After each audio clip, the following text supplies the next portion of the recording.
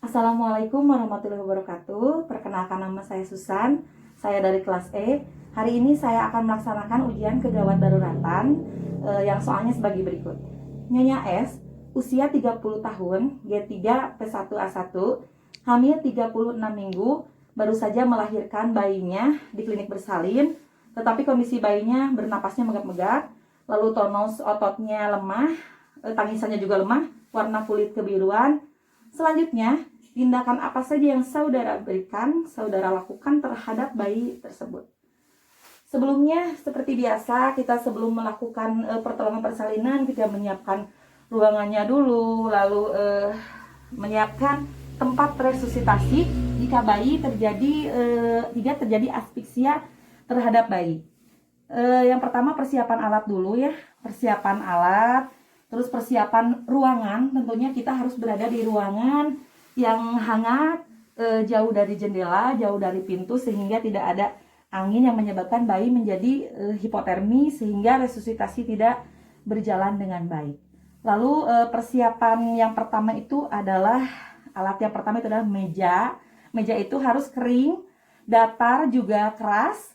Setelah itu menyiapkan 3 kain, yang pertama untuk mengeringkan, yang kedua untuk membungkus bayi, yang ketiga untuk ganjal bahu, lalu stetoskop untuk menghitung napas bayi, lalu sungkup, lalu dili untuk membersihkan lendir bayi, lalu kasa, lalu jam tangan.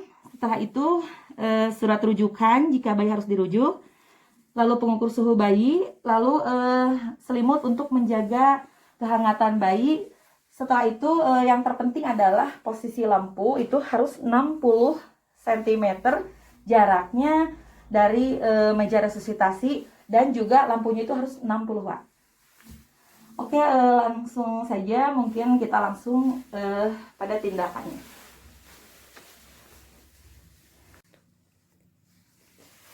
Bayi Nyonya S lahir. Setelah lahir dilakukan penilaian, ternyata warna kulitnya kebiruan, tonus ototnya sangat lemah, menangisnya juga lemah, napasnya juga megap-megap. Setelah itu lalu dipindahkan ke perut ibu. Setelah dipindahkan, dilakukan pemotongan tali pusat secara cepat. Lalu dikeringkan, dijaga kehangatannya. Ibu, bayinya nangisnya kurang bagus ya Bu ya. Napasnya juga lemah sekali.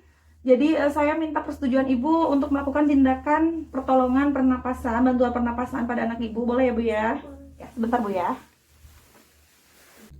Setelah bayi dipindahkan ke meja resusitasi, kita tetap harus menjaga kehangatan bayi. Lalu setelah itu atur posisi bayi menjadi semi ekstensi agar jalan napas bayi terbuka, sehingga kita bisa dengan mudah membersihkan napas bayi, membersihkan lendir bayi, juga yang paling utama adalah melakukan ventilasi pada bayi. Setelah itu bersihkan jalan napas bayi dengan kasa, dimulai dari mulutnya dulu, lalu hidung. Setelah itu bersihkan jalan napas bayi dengan menggunakan dili untuk mengeluarkan lendir yang ada di mulut bayi.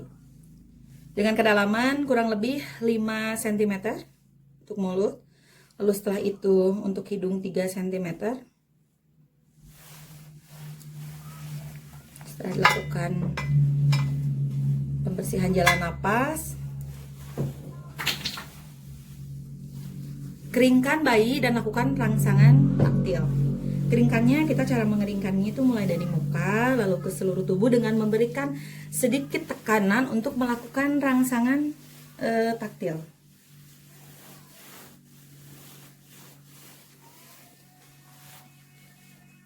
Setelah itu atur posisi kembali, lalu ganti kain yang basah ini dengan kain yang baru. Selimuti, kecuali muka dan dadanya harus tetap terlihat untuk penilaian dan untuk melakukan ventilasi dan sebagainya. Setelah itu kita tilai pernapasannya, tilai kembali.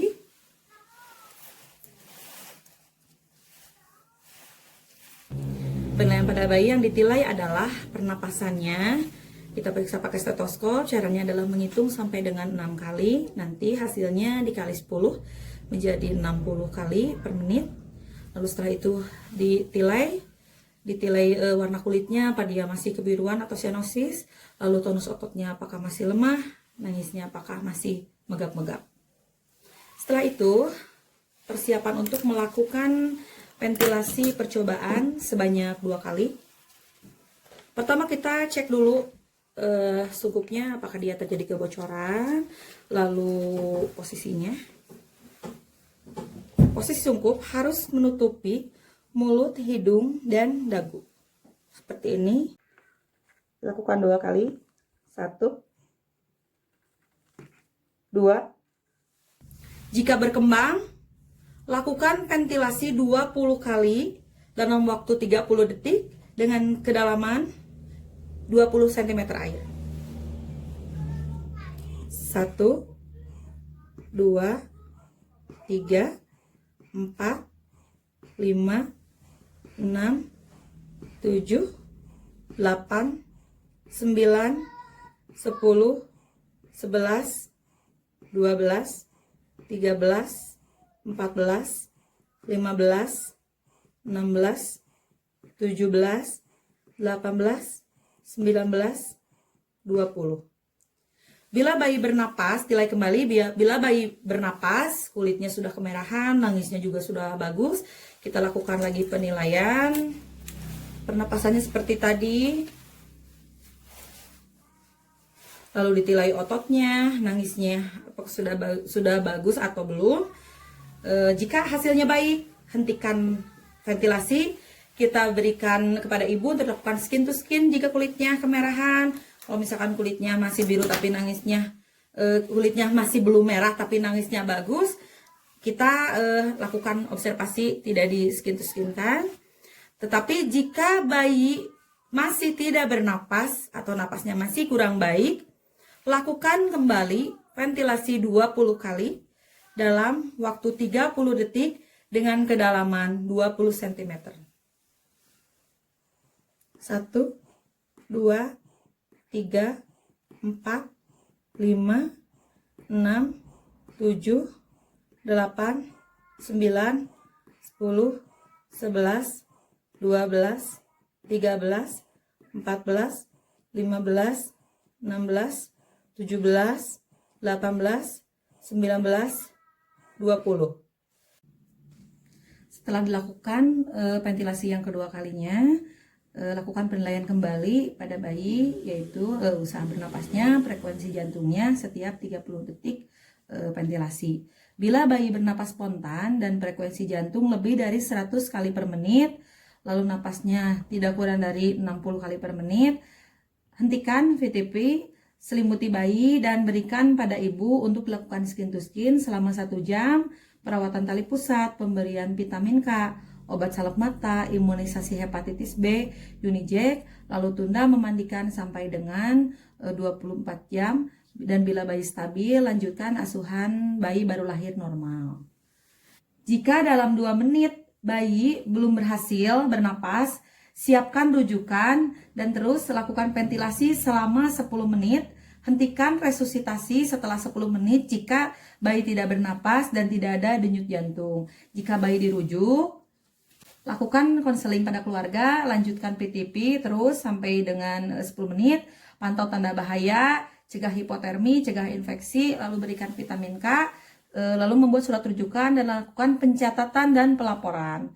Bila resusitasi tidak berhasil, melakukan konseling pada keluarga, memberikan petunjuk cara perawatan payudara, melakukan pencatatan dan pelaporan kematian.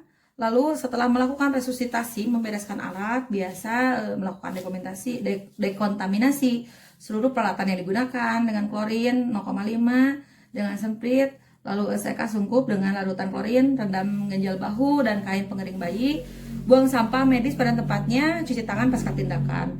Lakukan pemantauan pasca resusitasi selama 2 jam jika bayi bernapasnya bagus.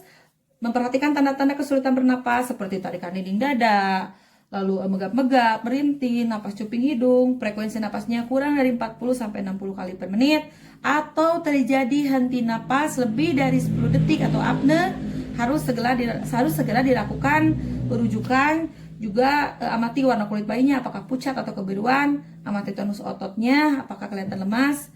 Lakukan rekam medis, tindakan resusitasi, tanggal dan jam lahir, catat secara rinci kondisi bayi saat lahir, jam mulai resusitasi atau tindakan yang dilakukan pada saat resusitasi, lalu proses resusitasi dan hasilnya, kapan bayi bernapas spontan atau berhenti resusitasi, bila resusitasi gagal apa penyebabnya, keterangan rujukan bila dirujuk, membuat surat keterangan lahir atau kematian dan melaporkannya.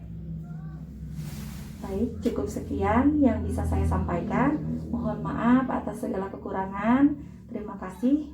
Assalamualaikum warahmatullahi wabarakatuh.